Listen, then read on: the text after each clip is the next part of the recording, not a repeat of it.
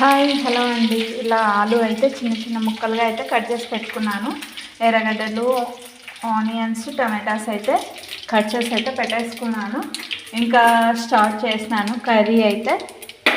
నా వీడియోస్ నచ్చితే లైక్ చేయండి, షేర్ చేయండి, ఛానల్ని అయితే సపోర్ట్ చేయండి. ఫస్ట్ ఇది ఆల్రెడీ ఏమంటారు ఉడకబెట్టినట్టువే కాబట్టి జస్ట్ ఒక 5 minutes మగ్గితే చాలు. ఆయిల్లో మగ్గిన తర్వాత ఇలా కొబ్బరి పొడి అయితే వేసేసుకోవాలి.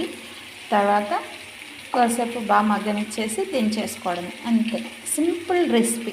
Bye bye.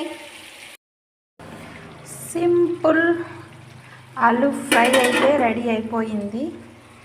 ఇలా ఆయిల్ పైకి తేలినప్పుడు కర్రీ అనేది ఫినిష్ అయినట్లు, అంతే. మనకి ఒకటే ఏమంటారు గుర్తు అన్నమాట.